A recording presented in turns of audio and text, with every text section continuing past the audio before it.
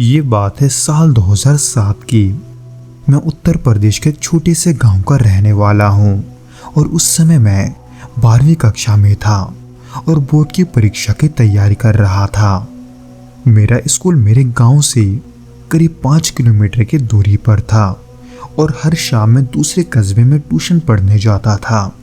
उस समय शायद नवंबर या दिसंबर का महीना रहा होगा। मुझे बस इतना याद है कि वो सर्दियों का मौसम था। ठंडी हवा दिन भर चलती थी और रात होते ही कोहरा पूरे इलाके को अपनी चादर में लपेट लेता था। इन्हीं सभी के बीच मेरी ट्यूशन की क्लास शाम के 6 बजे शुरू होती थी और रात के 8 बजे खत्म हो जाती थी। उस दिन भी मैं रोज की तरह पढ़ाई करके घर लौट रहा था। ट्यूशन से निकलते ही मैंने बढ़ती ठंड को महसूस किया। आसमान साफ था लेकिन हल्की धुंध फैली हुई थी। उस दौरान सड़कों पर लाइट्स नहीं हुआ करते थे, लेकिन उस दिन आसमान साफ होने की वजह से चांद की रोशनी जमीन पर थोड़ी थोड़ी पड़ रही थी। हवा में हल्की सी ठंडक थी और दूर कहीं से किसी झिंगुर की आवाज उस सन्नाटे को थोड़ा डरावना बना रही थी। हालांकि मुझे हमेशा से ही इस रास्ते से आने जाने की आदत थी, लेकिन उस दिन एक अजीब बेचैनी महसूस हो रही थी। पर उसका क्या कारण है, इसका कोई ठोस वजह मुझे समझ में नहीं आ रहा था। गांव जाने के लिए एक सीधा रास्ता था जो खेतों और एक पुराने सुनसान इलाके के बीच से गुजरता था।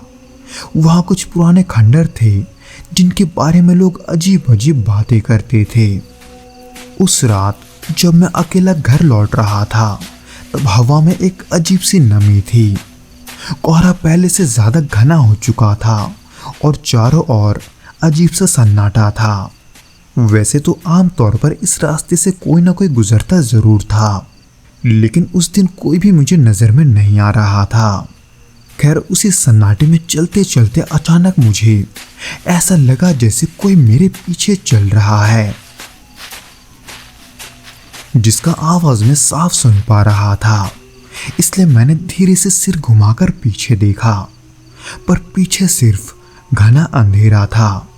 मुझे वहां कुछ नजर नहीं आया, इसलिए मैंने इसे अपना भ्रम मानकर कदमों की उन आवाजों को नजरअंदाज कर दिया। जैसे ही मैं उस खंडर के पास पहुंचा, अचानक एक अजीब सी गंध हवा में तैरने लगी।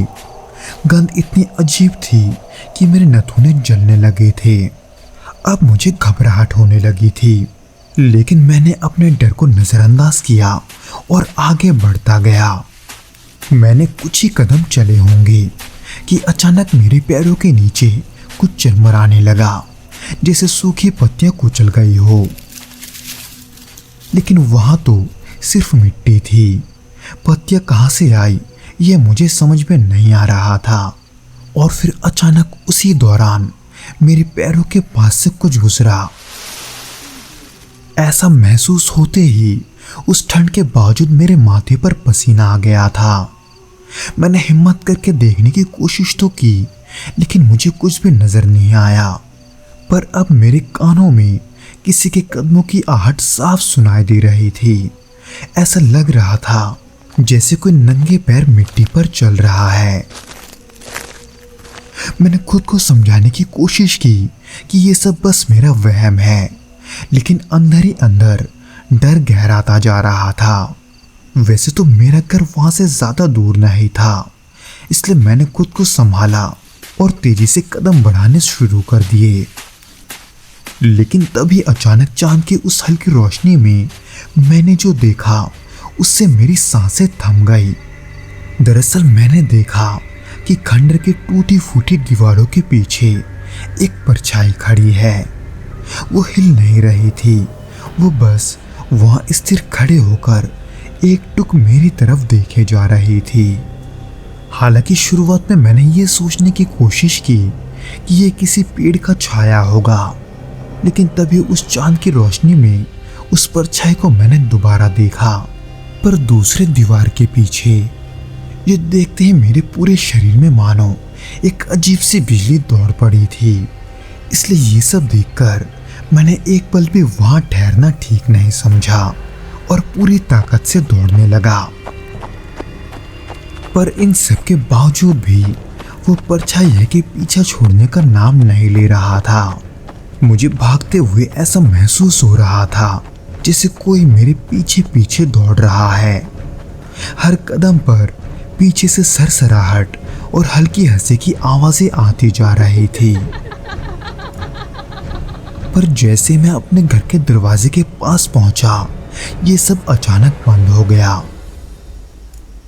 ऐसा लग रहा था जैसे वहां कुछ था ही नहीं। पर इन सब के बावजूद भी, यानी कि घर पहुंचने के बाद भी, मेरा दिल जोर जोर से धड़क रहा था। माँ ने मेरी हालत देखकर पूछा कि मुझे क्या हुआ है, लेकिन मैंने कुछ भी नहीं कहा। मैंने बस इतना कहा कि बाहर बहुत ठंड है, और ये बोलकर मैं सीधे सोने अपने कमरे में चला गया। उस रात जब मैं सोने की कोशिश कर रहा था, तभी खिड़की के बाहर से हल्की हल्की सरसराहट की आवाजें आने लगी। पहले तो मैंने इसे हवा समझा, लेकिन फिर ऐसा महसूस हुआ जैसे कोई मेरे कमरे की खिड़की के पास खड़ा है।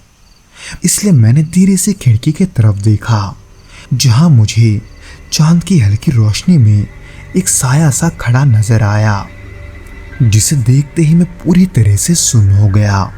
मेरी आवाज नहीं निकल रही थी और मेरा शरीर वो हिल तक नहीं रहा था, और ना ही वो साया जो अब भी उस खिड़की के पास खड़ा था। पर देखते ही देखते न जाने कैसे वो परछाई आंखों के सामने से ओझल हो गया। सुबह तक मैं यही सोचता रहा कि ये सब आखिर क्या था, और जब मैं सुबह उठकर बाहर निकला तो देखा कि खिड़की के पास वाली मिट्टी पर अजीब से निशान बने हैं, जो किसी इंसानों के पैर जैसे बिल्कुल नहीं थे और ना ही किसी जानवरों के पंजे की तरह थे, लेकिन उनकी बनावट असामान्य थी। वहां कुछ निशान तो इतने बड़े थे कि उन्हें देखकर घबराहट होने लगी थी। ऐसा लग रहा था जैसे किसी ने रात में वहां खड़े होकर कुछ देर तक मेरी खिड़की को घूरा हो। पर मैंने इसके बारे में भी किसी से कुछ नहीं कहा। लेकिन उसके बाद कई रातों तक मुझे ऐसा महसूस होता रहा कि कोई मेरे आसपास है।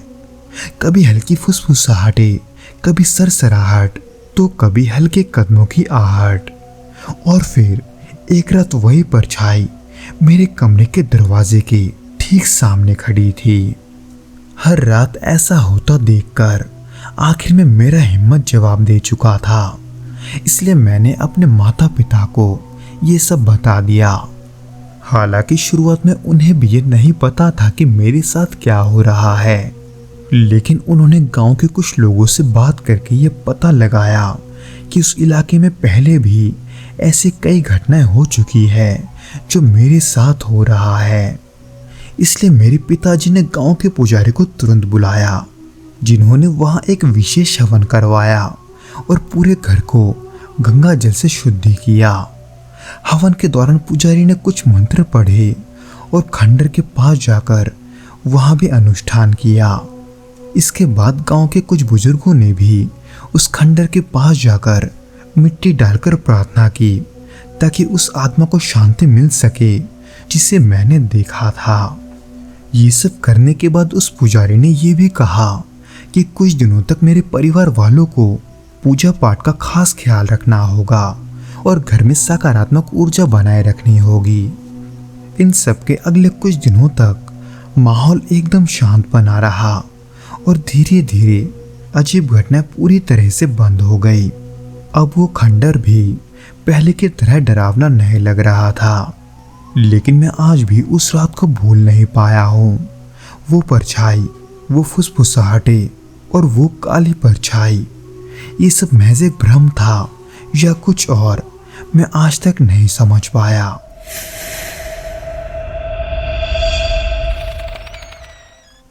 तो दोस्तों, आज के इस पहले घटना के बाद बिना किसी देरी के हम दूसरे घटना की ओर बढ़ते हैं।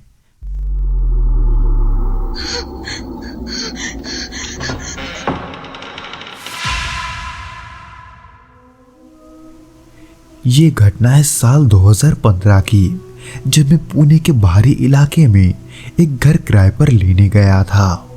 उस समय मैं अपनी नई नौकरी शुरू कर रहा था।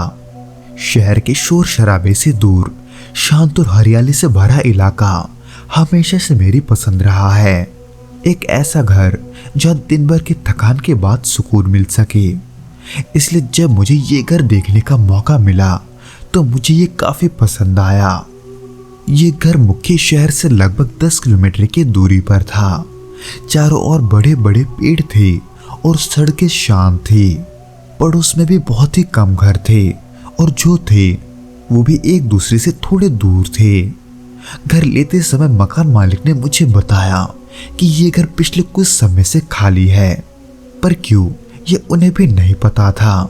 उन्हें बस इतना पता था कि पिछला किराएदार अचानक यहाँ से चला गया। हालांकि ये बात सुनकर मुझे थोड़ा अजीब तो लगा था, लेकिन मैंने इसे ज्यादा तूल नहीं दिया। घर में एक बड़ी छत थी और घर के पीछे थोड़ी सी खुली जगह बची थी जिसे मैं गार्डन बनाने के लिए इस्तेमाल कर सकता था। हालांकि घर थोड़ा पुराना होने की वजह से घर के अंदरूनी हिस्से में हल्की सी सीलन की गंध थी, लेकिन थोड़ा साफ सफाई के बाद ये सब ठीक हो गया। कमरे थोड़े पुराने थे लेकिन साफ सुथरे और रहने लायक थे। वहां की खिड़कियां से बाहर का नजारा बहुत ही सुकून देने वाला था। चारों ओर की हरियाली और दूर पहाड़ों की झलक। मैं खुद को यह कहकर तसल्ली देने लगा था कि ये मेरे लिए एकदम परफेक्ट जगह है। पर यह सब असल में मेरी नजरों का धोखा था। शुरू के कुछ दिन तो सब कुछ सामान्य लग रहा था। सुबह मैं ऑफिस के लिए निकल जाता और शाम को घर लौटकर थोड़ा आराम करता। रात को खाना बनाकर खा लेता और फिर सोने की कोशिश करता। लेकिन कुछ दिनों के बाद मुझे अचानक महसूस हुआ कि यहाँ की रातें कुछ अलग सी है। ये बात सिर्फ शांत माहौल के वजह से नहीं थी, बल्कि उस शांति में भी एक अजीब सा वजन था, जैसे वहाँ कुछ और भी है जिसे मैं देख नहीं पा रहा। हालांकि शुरुआत में मैंने इसे नजरअंदाज किया। मैंने सोचा कि शायद नए घर और माहौल की आदत ना होने की वजह से मुझे ऐसा लग रहा होगा। लेकिन कुछ रातों के बाद मैंने छत से हल्की हल्की आहटें सुनी। ऐसा लगता था जैसे कोई छत पर चल रहा है। पहले तो मैंने सोचा कि शायद ये कोई बंदर होंगे, क्योंकि इस इलाके में बंदरों का आना जाना बहुत ही आम बात थी। लेकिन जब ये आवाजें लगातार आने लगे तो मैं थोड़ा परेशान हो गया। एक रात जब मैं बिस्तर पर लेटा था तो अचानक एक तेज आवाज आई। ऐसा लगा जैसे किसी ने छत पर कुछ भारी चीज फेंकी हो। अचानक उस आवाज को सुनकर मेरा दिल जोरों से धड़कने लगा था। इसीलिए वो आवाज कैसी है ये देखने के लिए मैंने तुरंत टॉर्च उठाई और छत की ओर जाने का फैसला किया। पर सीढ़ियों से ऊपर चढ़ते वक्त न जाने क्यों मेरे कदम भारी हो रहे थे। उस समय ठंडी हवा चल रही थी, इसलिए मेरे हाथ पैर भी थोड़े कांप रहे थे। पर जब मैं छत पर पहुंचा तो वहां कुछ भी नहीं था। चारों ओर बस सन्नाटा था। पर वहां भी मुझे थोड़ा अजीब महसूस हो रहा था, क्योंकि मुझे ऐसा लग रहा था जैसे कोई मुझे देख रहा है। इसलिए मैंने जल्दी से नीचे आकर दरवाजा बंद कर लिया। पर उस घबराहट के वजह से उस रात मैं मुश्किल से ही सो पाया था। हालांकि इसके बाद भी ये सभी आवाजें कई दिनों तक बंद नहीं हुई। कभी कभी तो ऐसा लगता था जैसे कोई ठीक मेरे कमरे के बाहर हो, क्योंकि वहां किसी के चलने की आवाज मुझे साफ सुनाई देती थी। कई बार तो मुझे अपने दरवाजे के पास ही किसी के खड़े होने का एहसास होता था।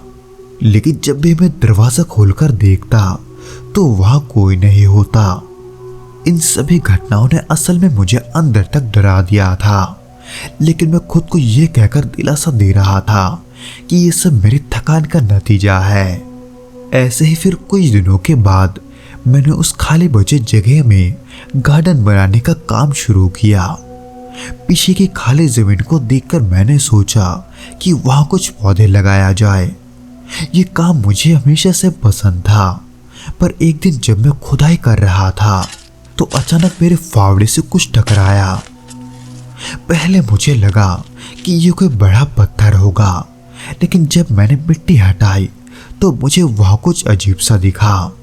वहां के मिट्टी के अंदर कपड़े में लिपटी हुई कोई चीज थी, पर वो क्या है ये देखने के लिए मैंने धीरे धीरे वो कपड़ा हटाया, पर उसमें जो मैंने देखा उसने मेरे होश उड़ा दिए, क्योंकि वह इंसानी हड्डियां थी। उसे छूते ही मानो पल भर में मेरा पूरा शरीर ठंडा पड़ गया था। ऐसे लगा जैसे मेरे चारों ओर सब कुछ रुक गया हो, क्योंकि मैं अब भी इस बात को स्वीकार नहीं कर पा रहा था कि वो किसी का कंकाल है। पर जब मुझे इस बात का एहसास हुआ तो मैं जल्दी से पीछे हट गया और घबराहट के मारे अंदर जाकर दरवाजा बंद कर लिया। मेरी सांसें तेज हो रही थी और मेरे दिल की धड़कनें इतनी तेज थी कि मैं वो खुद सुन पा रहा था। उस हालत में मैं क्या करूं, ये सब मेरे समझ के बाहर था। इसलिए मैंने अपने एक दोस्त को बुलाकर उसे ये सब दिखाया। फिर उसने मुझसे कहा कि मुझे पुलिस को सूचना देनी चाहिए, जो कि मैंने किया भी। पुलिस ने आकर उस कंकाल को निकाला और वो उसकी जांच करने के लिए उसे अपने साथ ले गए। कुछ दिनों के बाद मुझे उन्होंने बताया कि ये कंकाल किसी महिला का था जो कई सालों से यहाँ दफन थी, पर आखिर वो महिला कौन थी इसका पता पुलिस को भी अभी तक नहीं चला था। पर कुछ दिनों के बाद उन्हें, यानी कि पुलिस वालों को, मेरे पड़ोसी से पूछताछ करने पर यह पता चला कि इस घर का पिछला किराएदार अपनी पत्नी के साथ यहाँ रहा करता था, लेकिन कुछ सालों पहले उसकी पत्नी अचानक गायब हो गई और फिर उसी के कुछ दिनों के बाद वो आदमी भी वहां से चला गया। हालांकि कोई ठोस सबूत तो नहीं थे, लेकिन बाद में जाकर पुलिस की जांच से यह पता चला कि शायद से उस आदमी के पति ने उसकी पत्नी की हत्या करके उसे वहां दफनाया होगा। अब ये सच था या नहीं ये तो मुझे नहीं पता था, लेकिन एक इंसानी कंकाल को अपने घर से निकलता देखकर वहां के माहौल में मुझे घुटन सा होने लगा था। हालांकि उस कंकाल को पुलिस वहां से ले जा चुकी थी, पर उसके बावजूद भी जब भी मैं अपने कमरे में होता, खास करके रात के वक्त, मुझे फिर से वैसी आवाजें सुनाई देती जैसे कोई मेरे छत पर चल रहा हो। कभी वो आवाजें छत से आती तो कभी मेरे कमरे के बाहर से, कभी कभी तो वो कदमों की आवाज उस गार्डन के तरफ से भी आता था जहां मुझे वो कंकाल मिला था। मैं चाहे इसे कितना भी नजरअंदाज कर लूं, पर कुछ पल ऐसे होते थे जब मेरा पूरा शरीर डर से कांप जाता था। हालांकि उस आवाज के आसपास मुझे कोई दिखाई तो नहीं देता था, लेकिन मैं हमेशा ये महसूस कर सकता था कि मैं वहां अकेला नहीं हूं, यानी कि वहां कोई और भी है। इसलिए ये सब देखकर मैंने फैसला किया कि अब मुझे इस घर में नहीं रहना चाहिए, जो कि अगर मेरे अलावा वहां कोई और व्यक्ति भी होता तो शायद से वो यही करता, क्योंकि ऐसी कोई चीज किसी की भी मानसिकता के लिए ठीक नहीं होता। कुछ ऐसी चीज जो हमारे समझ के परे होती है। हालांकि मैंने वो जगह छोड़ तो दी थी, लेकिन आज भी जब भी मैं उस घर के बारे में सोचता हूँ तो मेरे रोंगटे खड़े हो जाते हैं। मुझे लगता है जैसे वो महिला अब भी मेरे आसपास ही मौजूद है।